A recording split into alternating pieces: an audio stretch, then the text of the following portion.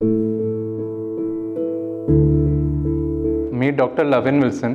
मी cancer physician आहे. माझं 6 वर्षाचं एक्सपिरियन्स आहे कॅन्सर तज्ज्ञात. मी सध्या Ashoka CCA cancer centers of अमेरिकामध्ये कार्यरत आहे. कॅन्सर ऐकल्यावर नेहमी प्रश्न येतो की कोणतं स्टेज आहे, पण मोस्ट ऑफ लोकांना स्टेज काय असतं हे माहीत नसते. Stage basically most of the जे कॅन्सर असतात ते 4 स्टेजमध्ये असतात. Stage 1 to stage 4. याच्यात स्टेज 1 to 3 जे असतात ते पूर्ण क्युरेबल असतो. असं नाही की कॅन्सर झालं की तुम्ही बरोबर होणार नाही. जर तुमचं बिमारी स्टेज 1 to स्टेज 3 असेल तर हे पूर्ण बरं करता येणार आपल्याला. फक्त स्टेज 4 असे असतात जे पूर्ण बरं करता येत नाही, पण तरी ते काही नवीन औषध आणि नवीन जे काही ट्रीटमेंट ऑप्शन्स आहे त्याच्यानी ते पूर्ण बिमारी कंट्रोलमध्ये ठेवता येतं.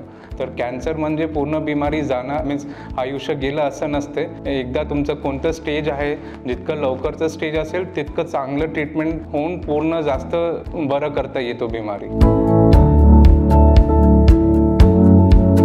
स्टेज 1 to 4 मध्ये पहिला आणि दुसरा स्टेज खूपच लोकलाइज बिमारी, म्हणजे एका ऑर्गनमध्ये एका ठिकाणीच असतो. त्याच्यात मोस्टली एका ट्रीटमेंट मोडॅलिटीने पूर्ण ट्रीटमेंट पेशंट क्लिअर होऊन जातो. स्टेज 3 थोडं लोकली ॲडव्हान्स असतो. मीन्स इकडे पण बिमारी ट्रीट करण्याचा एम पूर्ण बिमारी क्लिअर करण्याचा असतो, पण ते थोडी लोकली ॲडव्हान्स असल्यावर त्याच्यात बिमारी परत यायचा रिस्क थोडं जास्त असतो.